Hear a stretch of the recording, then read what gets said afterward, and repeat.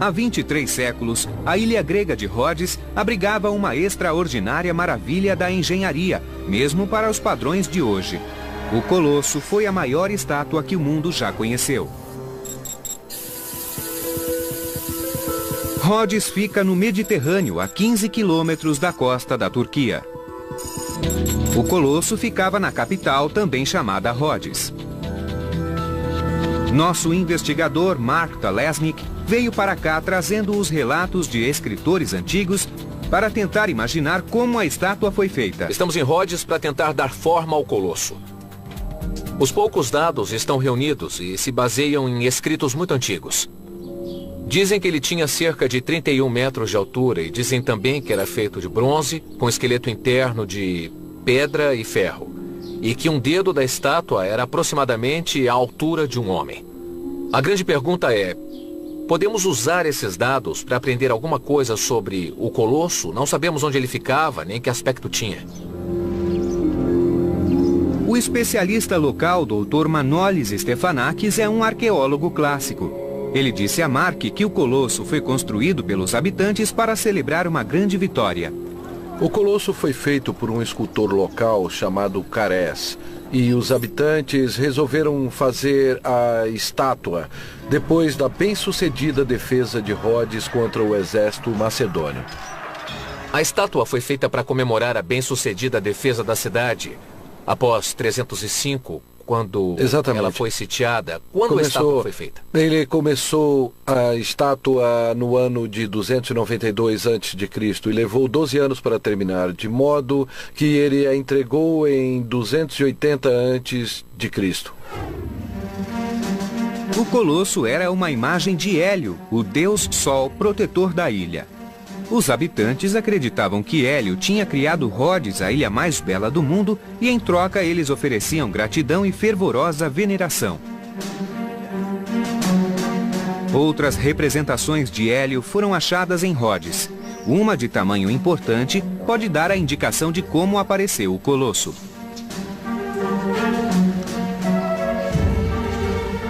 E a característica muito interessante é que há vários buracos na cabeça. Muitos buracos. Para que serviam? Para colocar raios de ferro ou de metal que saiam da cabeça como os raios do sol. A cabeça do Colosso pode ter sido assim coroada com raios de sol. Fontes antigas relatam que o Colosso foi feito com barras de ferro e lastreado com pedras. Mark acredita que o método de construção do Colosso e seu tamanho determinaram a posição da estátua. Qual era o aspecto e a posição da estátua? Uma representação é Hélio acenando com a mão e segurando um pano com a outra. Acenar seria difícil, porque para alguém acenar, a pressão, principalmente aqui, seria enorme e eles teriam que escorar. Exato. Para segurar o braço, e eu acho que ficaria não ficaria feio. bonito, não ficaria nada bonito. Então eu acho que podemos esquecer a chance dele acenar com o braço. No entanto, se a mão do Colosso estivesse tocando a testa, protegendo os olhos, a estátua ganharia estabilidade. Qual a razão da existência do pano ou do laço? Uma terceira perna, para dar estabilidade. A técnica de esculpir túnicas para dar mais estabilidade a estátuas é bem documentada. Isso tornaria a enorme estrutura do Colosso mais forte. O exterior foi descrito como inteiramente feito de bronze. Manolis levou Mark a um local de produção de bronze, uma fundição que data do tempo do Colosso. Isso prova que a tecnologia para construir a estátua existia ali. Temos aqui nesta área 7 locais de fundição desse tipo. Então sabemos que esta é a área dos ferreiros. Isso é importante porque o Colosso foi fundido em bronze. Podiam fazer aqui uma estátua de que tamanho? A altura máxima de uma estátua feita aqui seria de cerca de 10 metros. Peças de bronze de até 1,5 metro de comprimento podiam ser fundidas aqui e unidas para criar uma estátua de até 10 metros. O Colosso também foi feito por partes, com folhas de bronze fixadas no esqueleto interno da estátua. Esse método dava flexibilidade, o que fazia a estátua suportar ventos fortes. De que tamanho deveria ser a fundição para construir Bom, o eu colosso? acho que precisaríamos de instalações no mínimo 3 vezes maiores que estas. Já achou alguma coisa parecida? Não, ainda não tive essa sorte. Mark descobriu a aparência do colosso e ficou claro que os habitantes tinham a tecnologia para fazê-lo, mas isso não ajudava a localizar o colosso. Representações tradicionais, como esta gravura do século XVI, mostram o colosso em pé no porto, com os navios passando entre suas pernas. Mas há um problema. Os relatos dizem que a construção durou 12 anos. Se isso aconteceu aqui, seria preciso fechar o porto. Mas esse porto era de importância estratégica vital para a ilha. Como era esse porto 2.500 anos atrás? Bom, esse era o principal porto militar de Rhodes e teriam de bloquear a entrada do porto militar do mais importante porto da cidade naquela época. E por 12 anos? Por 12 anos. Os construtores da estátua viviam em tempo de guerra e construíram o colosso para comemorar uma importante vitória depois de um forte cerco naval. Não faria sentido celebrar isso comprometendo as defesas. Com base em nossas discussões, deduzimos que o colosso montado no porto, ao menos a essa altura da história, não é uma possibilidade. Isso é totalmente fictício e tem origem no romantismo medieval, certamente. Quando comparamos esses argumentos a fontes antigas que dizem que a estátua caiu sobre a terra, fica claro. A imagem tradicional do colosso a cavalo no porto não passa de fantasia renascentista. Alguns arqueólogos creem que o colosso ficava onde hoje está a fortaleza de São Nicolau. A fortaleza data do século XV, mas algumas de suas pedras podem ter vindo do tempo do colosso. Nós temos evidências, elementos da fortaleza original, como estas pedras ou estes degraus. Além disso, temos várias bolas como estas. Balas de canhão? Na verdade, são bolas de catapulta. Bolas de catapulta. Ah, desculpe. Elas foram lançadas de fora para dentro ou para fora? Foram lançadas pelos macedônios. As bolas de catapulta datam da época do sítio cujo fim o colosso celebrava. Este lugar estava claramente ocupado na época. Além disso, a fortaleza está colocada em um outeiro de rocha sólida, o que daria ao colosso uma ótima fundação. Quais os prós e os contras do colosso ser construído, digamos, por ali, naquela área?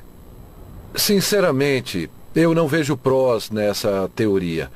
É muito improvável uma estátua dessas na entrada de um porto militar. Na minha opinião, eu nunca faria uma estátua dessas aqui. Eu procuraria outro lugar, talvez mais alto, para ela ser vista por todo mundo. Observando a cidade, faria sentido o colosso ficar em uma colina para ser visto de longe. A caminhada na colina forneceu uma pista. Embaixo do que já foi uma escola, partes de antigas construções foram achadas. Uma dessas construções era um templo de Hélio. Este aqui é o ponto mais alto do centro de Rhodes, cerca de 20 metros acima do nível do mar. Deste lugar, fizemos 2 descobertas importantes. Primeiro, uma cabeça de mármore de Hélio e importantes inscrições listando os nomes dos sacerdotes de Hélio. O que isso nos diz? Isso nos diz que provavelmente estamos no exato local do templo de Hélio. Hélio era a maior divindade de Rhodes. Acredita-se que toda esta área foi dedicada à sua veneração. E nos limites do antigo templo, agora há o Palácio dos Mestres de Arte, construído na época medieval pelos Cavaleiros de São João. Faz sentido que o colosso ficasse na área do templo de Hélio, e daqui ele veria os 3 portos mais importantes da cidade. Então, estamos no ponto mais alto da cidade murada, avistando os 3 portos. Sim, se o colosso estivesse aqui, ele veria o porto comercial e o secundário deste lado. E se viermos aqui, ele também veria o porto militar. Tá bom. Além disso, sabemos que quando caiu, o colosso atingiu casas na área em volta do palácio, uma das mais densamente povoadas áreas da época. Ao cair aqui, o colosso deve ter esmagado casas, o que sugere que este era realmente o local do colosso. Bom, é isso. Este é o lugar onde pensávamos que o colosso estava. Eu estou imaginando que ele teria o dobro da altura do atual palácio, então. Pelo menos. Foi uma grande operação, não era só um homem construindo um colosso, mas deve ter havido um exército de homens. Na época, as pessoas acreditavam nos deuses e ver aquele colosso dominando tudo deve ter sido uma coisa assustadora. 31 metros de bronze envolvendo um esqueleto de ferro e pedras, o colosso era tão grande que diziam que seus dedos eram do tamanho de um homem. Levou 12 anos para ser construído e foi completado em 282 a.C. Os habitantes fizeram uma estátua em homenagem ao deus. Atravessando o mar, onde hoje é a Turquia, um homem faria 400 estátuas para honrar a si mesmo. Ele era o rei Mausolo, e as estátuas adornariam o primeiro mausoléu. Cada uma das 7 maravilhas era uma grande obra de engenharia, e cada uma tinha suas peculiaridades. A pirâmide de Gizé era um túmulo criado a partir de uma enorme, mas simples forma geométrica. Houve outro túmulo que admirou o mundo civilizado com a beleza de seus ornamentos e suas centenas de estátuas. A outrora grande cidade de Halicarnasso é agora a pequena Bodrum no sudoeste da Turquia. No século IV a.C., Halicarnasso era a capital da Cária, parte do Império Persa e cidade do rei local, Mausolo. Na esperança de fundar uma dinastia para manter a linhagem real, ele se casou com a irmã Artemísia. Diz a lenda que por volta de 350 a.C., ela construiu um túmulo para honrar a memória do irmão. Acho surpreendente no mausoléu de Halicarnasso que ele não tenha sido construído em honra a nenhum grande daquela época, nem ao guerreiro persa Xerxes, por exemplo, nem em honra a Alexandre o Grande, mas foi construído para um governador menor, mas muito bem sucedido, o rei Mausolo. Pouca gente ouviu falar dele. Para isso entrar na lista das 7 maravilhas, devia haver algo de realmente magnífico em sua estrutura. Não há imagens antigas do mausoléu e, de novo, as mais influentes descrições chegam até nós pelo artista da Renascença Martin van Heemskerk. Mas isso terá base na realidade? Nossa investigadora Tessa Dunlap encontrou novamente o Dr. Julian Bennett, um arqueólogo que passou vários anos tentando reconstituir a história do rei Mausolo. Por que esse enorme mausoléu foi construído? Muito boa pergunta. Não sabemos, sinceramente. Ele era conhecido por taxar muito a população e reuniu uma fabulosa fortuna. Presume-se que foi para mostrar o quanto era rico. Graças a escavações do século XIX, sabemos exatamente onde se localiza o mausoléu. Tessa e Julian tentarão reconstituí-lo, combinando as evidências físicas com os relatos históricos. Plínio deu as dimensões do mausoléu, depois confirmadas pela arqueologia. Ele tinha 36 metros de comprimento por 30 de largura, cobrindo toda esta área escavada. A base da estrutura foi feita com um tipo característico de pedra, a pedra calcária. Andar nesta estrutura dá bem a ideia de sua imensidão, não é? Sim, realmente a estrutura é substancial, fundada nesses blocos maciços de pedra calcária. Então esse seria o andar térreo, as fundações? Este seria o térreo, sim. Acredito que o piso térreo. Havia mais 4 ou 5 níveis com blocos desse tipo. O local de descanso do rei Mausolo era uma câmara mortuária subterrânea embaixo da base de pedra. Vamos dar uma olhada ali, daquele lado, onde está a câmara mortuária, já que ela é a razão de toda a estrutura, não é? Certo. Note que ela fica de lado e não fica no centro. A razão para isso é que quando ladrões de túmulo viessem, eles não encontrariam a câmara. Era a teoria. Caminhando até o local da câmara mortuária, Tessa e Julian encontram outro artifício para deter ladrões. uma enorme pedra funcionando como barreira. Esta é uma pedra que bloqueia. A pedra encaixa neste espaço aqui, onde há esta parte plana e ela bascula até aqui. E esta borda encaixa nesta aqui. Isso é impressionante. Imagino que fosse impossível entrar. Sim, mas isso não impediu as pessoas de tentar. E pode-se ver onde alguém andou escavando cuidadosamente para tentar entrar sob a pedra. E vemos as mesmas marcas na pedra de bloqueio. Mas não havia como retirar a pedra. Podemos nos apertar e passar. E aqui estamos na câmara mortuária. Este é o lugar onde teria ficado o sarcófago. É aqui que Mausolo está enterrado? Isso. Bem aqui? Selada pela pedra de bloqueio, a câmara mortuária estava enterrada sob outro imenso peso de pedra, o próprio mausoléu. Julian pôde descrever a estrutura graças ao relato de Plínio. Este era o piso térreo original, e por cima, esse espaço foi preenchido com o pódio do mausoléu, como se fosse um bolo de casamento gigante.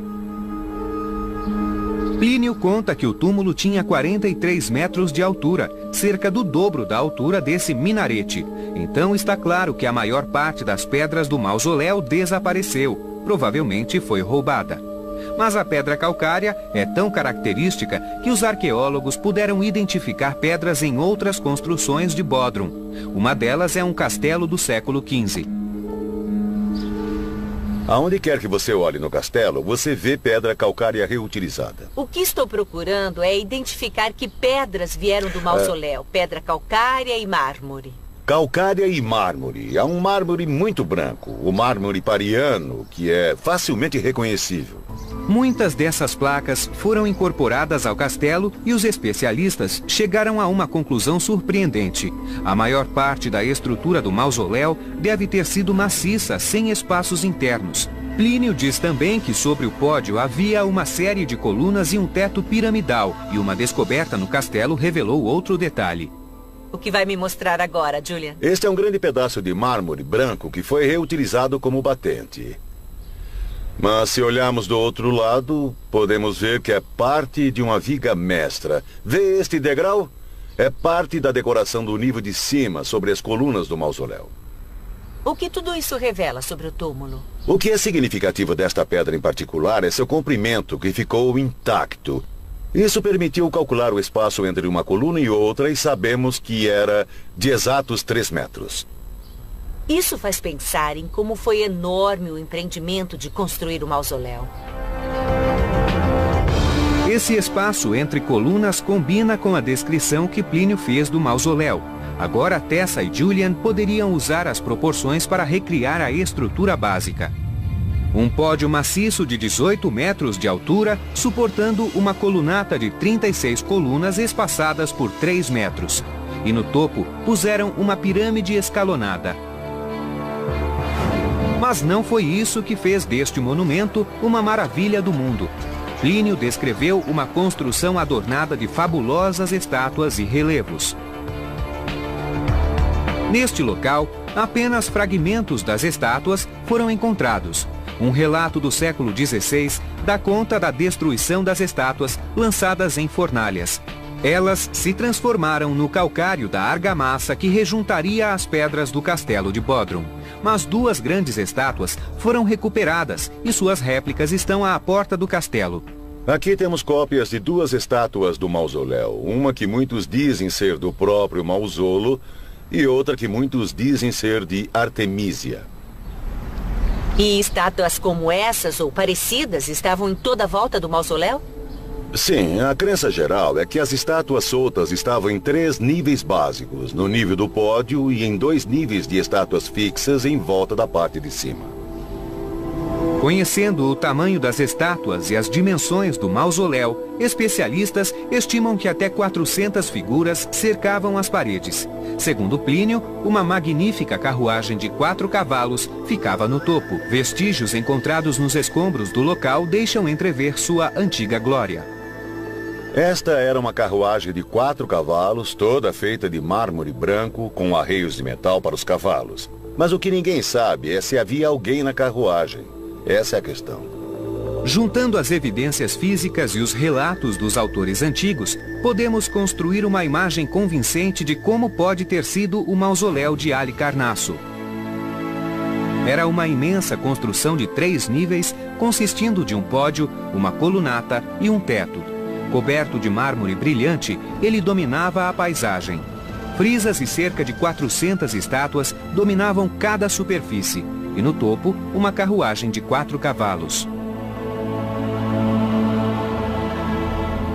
Para mim, o mais importante do mausoléu é que ele foi construído para ser o rei Malzolo.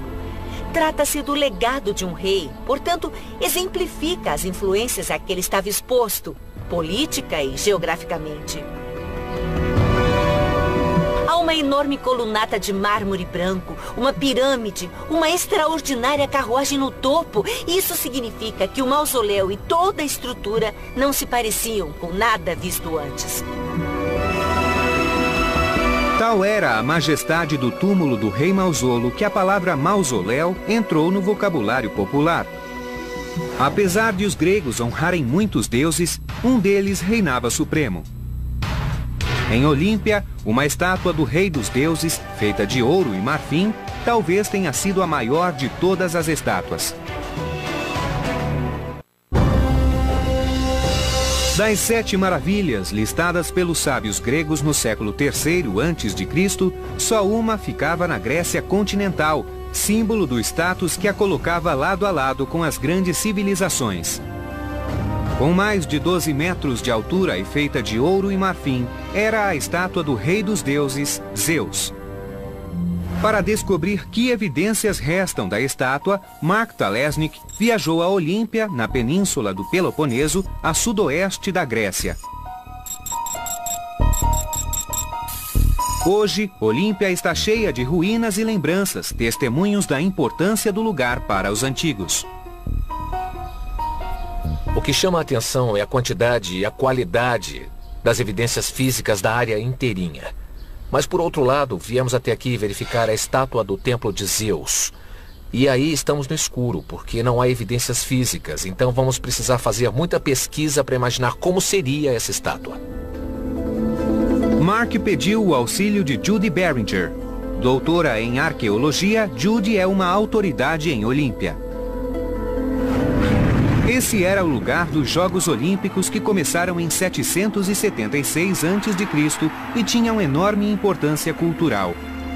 Espalhados em mais de 50 acres, havia pistas de corrida, piscinas, ginásios e templos, todo o necessário para o mais importante evento do mundo antigo. E os jogos eram em honra a Zeus.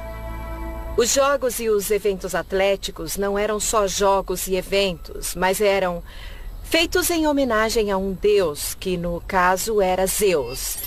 Então estamos num santuário religioso, não só num lugar de atletismo.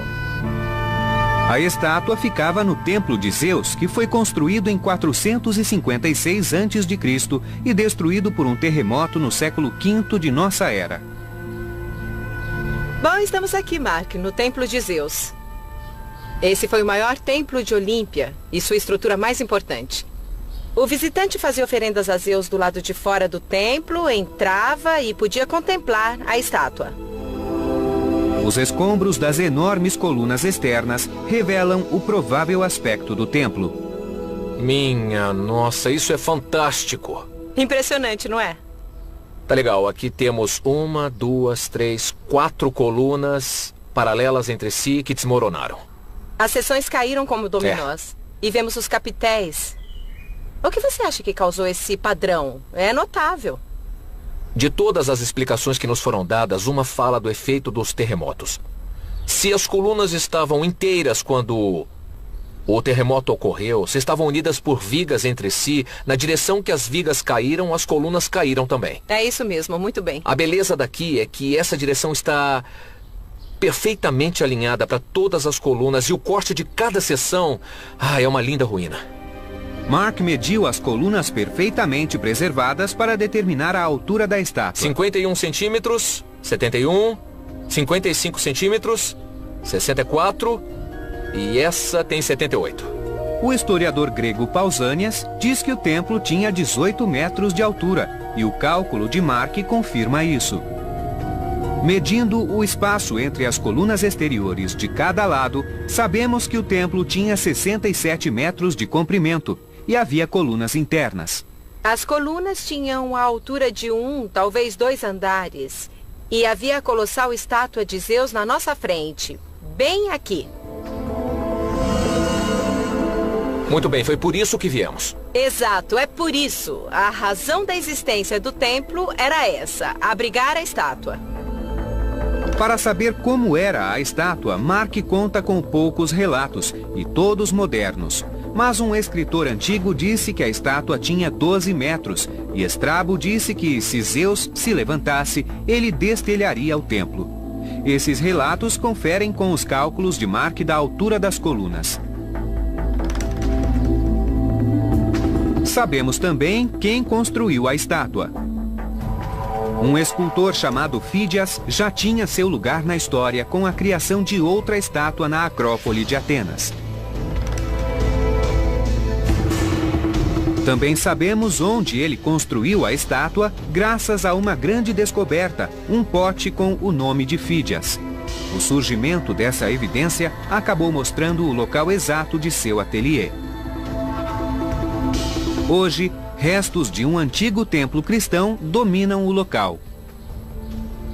Muito bem, Mark. Este é o ateliê de Fídias. Foi aqui que ele teria feito a estátua de Zeus?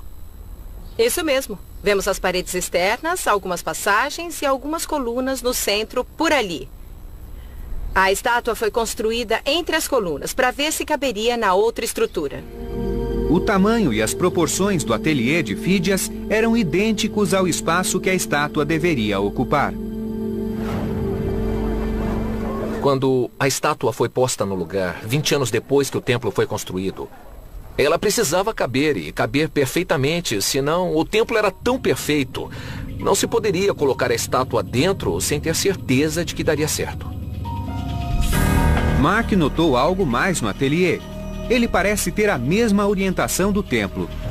Para descobrir se isso foi intencional, ele fez algumas leituras. Bom, vamos medir a situação desta parede.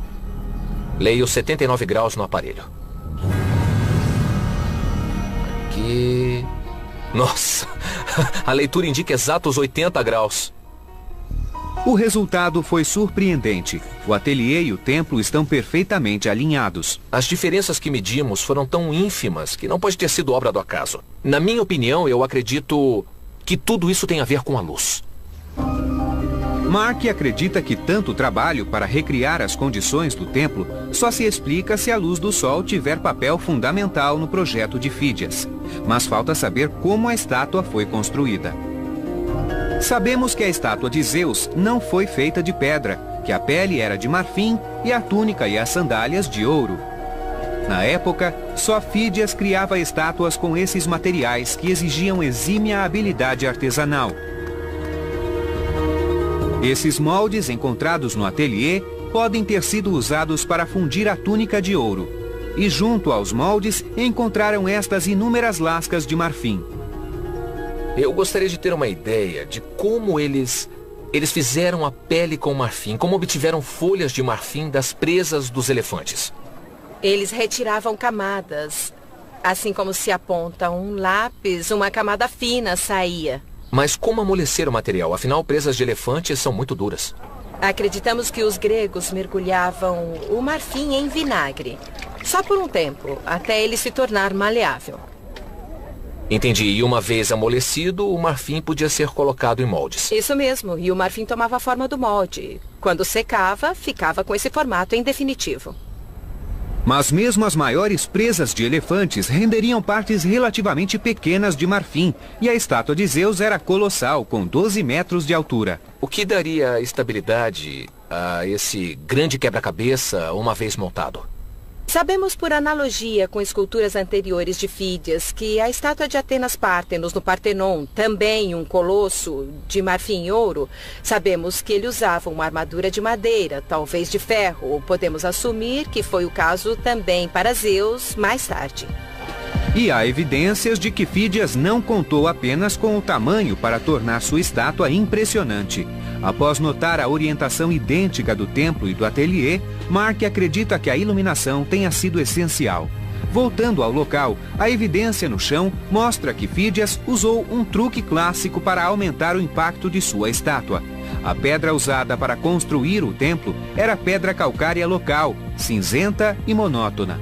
Então, para levantar o interior do templo e maximizar a luz, ele cobriu tudo com gesso. Teria sido usado gesso branco no exterior do templo para imitar o mármore. Quer dizer que... E há restos de gesso aqui na superfície, como podemos ver neste pedaço aqui. O gesso parece monótono e amarelado hoje, mas quando o templo foi feito, ele era de um branco brilhante que refletia a luz e tornava as colunas radiantes. E Fídias usou outro truque ainda. Como a única entrada de luz no templo era a enorme porta, ele projetou um detalhe que otimizava o efeito da luz. Exatamente à frente da estátua, ele fez um espelho d'água cujas evidências persistem 2.500 anos depois. Se você correr os dedos por aqui, vai sentir um canal. E você pode seguir a linha não só deste lado, mas do outro lado também, exatamente no mesmo ponto. Isso é uma linha d'água, um limite onde com certeza havia água. Então está dizendo que havia 5 ou 6 centímetros de água aqui. O dramático reflexo criado pela água se somava à opulência do marfim e do ouro do corpo de Zeus. Rodeada pelas colunas brilhantes do templo, a visão devia ser de enlevo e inspiração. Nas mãos de Zeus havia um cetro, emblema de seu poder, e uma figura alada de Nike, deusa da vitória.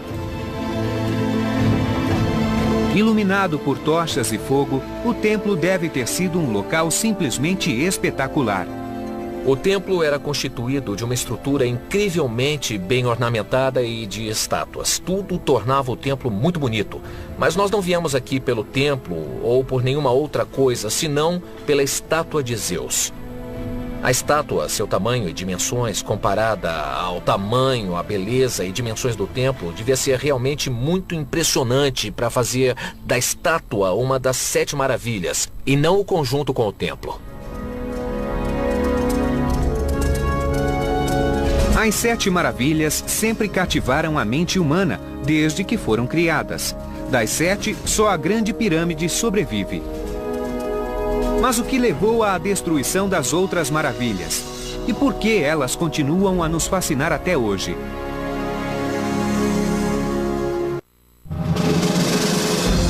Elas são tidas como coisas próximas da perfeição, o maior produto do mundo clássico.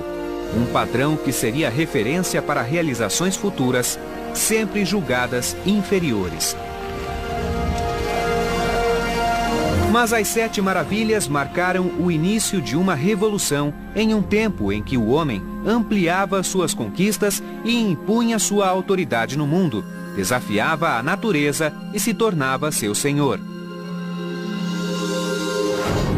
O tamanho da pirâmide, do farol e do mausoléu. A tecnologia de ponta do Colosso e do Templo de Ártemis. O domínio da natureza que criou os jardins suspensos e o sonho que criou a estátua de marfim de Zeus. Cada maravilha simbolizava uma ousadia. Mas cada uma também revelava uma fraqueza humana, a arrogância. 2 túmulos, a Grande Pirâmide de Gizé e o mausoléu de Halicarnasso foram feitos para conseguir imortalidade. O mausoléu foi a tentativa de um rei de ter seu nome lembrado através do túmulo mais ornamentado que o mundo já viu. Para mim, o mais importante do mausoléu é que ele foi construído para ser o rei Mausolo. Trata-se do legado de um rei. Seu trabalho foi em vão. Apesar de ter sobrevivido até o século XV, terremotos danificaram muito o mausoléu e, como se deu com muitos monumentos, suas pedras foram roubadas e incorporadas a um castelo dos cruzados. Aquela gente não se importava com o legado do rei Mausolo. Não contentes em levar as pedras do mausoléu, a maioria das magníficas estátuas que circundava o túmulo também foi destruída, lançada ao fogo, queimada para fazer a argamassa. A palavra mausoléu permanece, mas poucos conhecem sua origem. Do mesmo modo, apesar de a Grande Pirâmide ser reconhecida no mundo todo, quantos sabem que era o túmulo do faraó Quéops? A tentativa do homem de criar e venerar deuses não foi melhor. As duas maiores estátuas de todas, o Colosso de Bronze e a estátua de Zeus, de ouro e marfim, foram sem dúvida exemplos de habilidade e dedicação. O Colosso era visível a quilômetros. O efeito que ele causava na ilha e também nas áreas vizinhas deve ter sido incrível. A primeira coisa que alguém via quando chegava a Rhodes por mar era a coroa de sol e a cabeça do deus pairando no horizonte. O Colosso foi a maior estátua de bronze jamais construída até então, mas ela durou meros 54 anos. No Colosso vemos a ligação entre o bronze, a rocha e o ferro. E a ligação entre os três, que aguentou 60 anos de rajadas de ventos fortes, não aguentou o impacto que a natureza lhe impôs. Como o templo de Ártemis e o farol, o Colosso foi derrubado por um terremoto. Ele nunca foi restaurado, porque um oráculo vaticinou que se o Colosso fosse reconstruído, grandes desgraças viriam. Durante 900 anos, ele ficou intocado, símbolo da desmedida ambição humana. A estátua de Zeus sobreviveu mais tempo. Sempre magnífica. Sempre extraordinária. A estátua impressionava. Os materiais usados eram incrivelmente bonitos. Como o templo de Ártemis e o mausoléu, sua destruição aconteceu quando da chegada do cristianismo. Quando a igreja baniu os ritos pagãos, em 391 de nossa era, Olímpia, lar da estátua, entrou em decadência. A estátua foi levada para Constantinopla pelo imperador cristão Teodósio. Outrora maravilha do mundo, o magnífico Zeus de marfim se tornou pouco mais que um troféu. Antes do cristianismo, o templo de Ártemis era um dos mais visitados santuários do mundo. A magnificência do templo revelava seu status. Foi o único templo de mármore, daquele tamanho e daquele tipo feito no mundo conhecido. Este templo foi considerado o maior de todos. O Partenon, perto dele, era pequeno.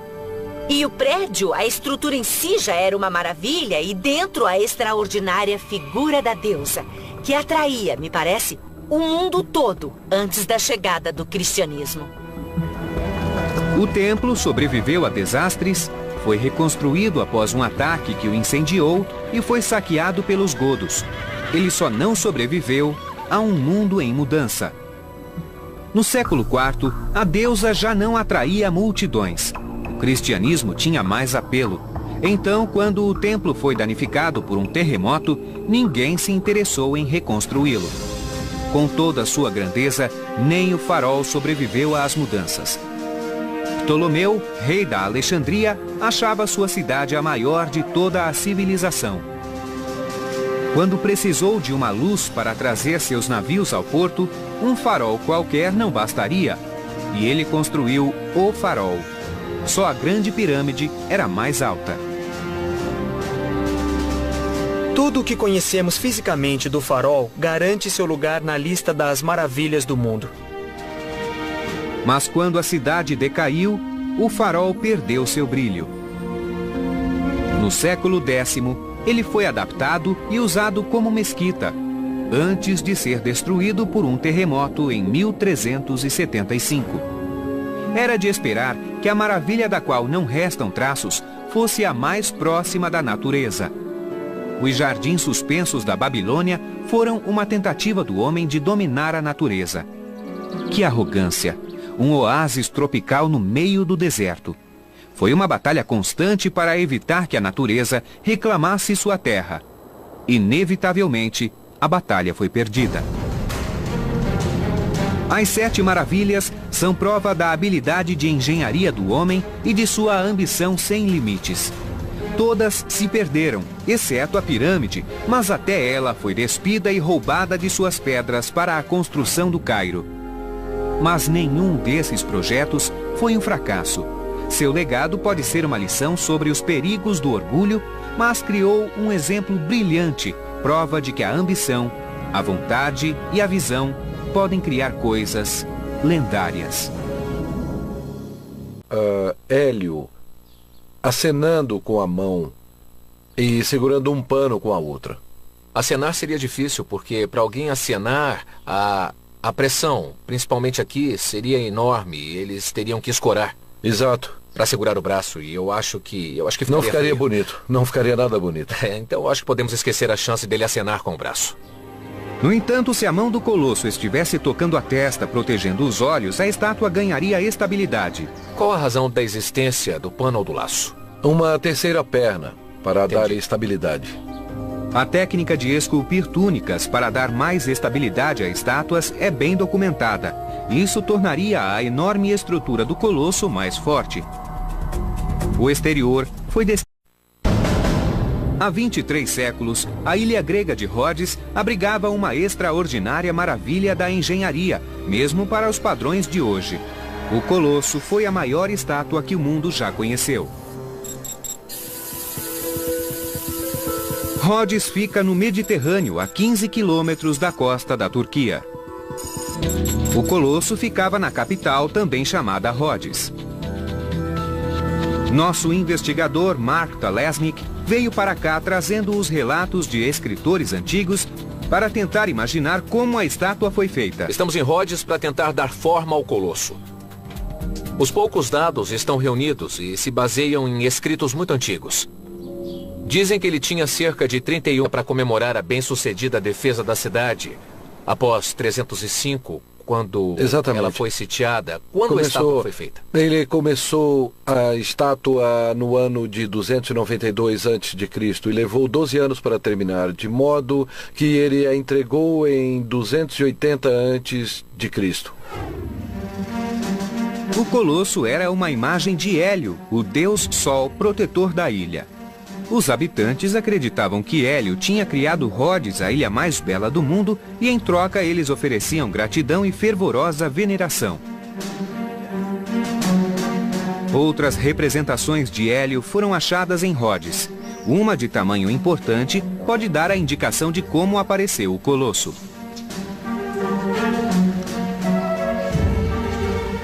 E a característica muito interessante é que há vários buracos na cabeça. Muitos buracos. Para que serviam? Para colocar raios de ferro ou de metal que saiam da cabeça como os raios do sol. A cabeça do Colosso pode ter sido assim coroada com raios de sol. Fontes antigas relatam que o Colosso foi feito com barras de ferro e lastreado com pedras. Mark acredita que o método de construção do Colosso e seu tamanho determinaram a posição da estátua.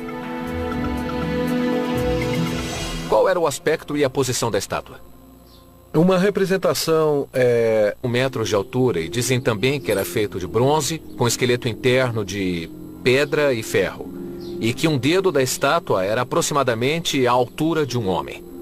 A grande pergunta é: podemos usar esses dados para aprender alguma coisa sobre o Colosso? Não sabemos onde ele ficava, nem que aspecto tinha. O especialista local, Dr. Manolis Stefanakis, é um arqueólogo clássico. Ele disse a Mark que o Colosso foi construído pelos habitantes para celebrar uma grande vitória. O Colosso foi feito por um escultor local chamado Cares, e os habitantes resolveram fazer a estátua depois da bem-sucedida defesa de Rhodes contra o exército macedônio. A estátua foi feita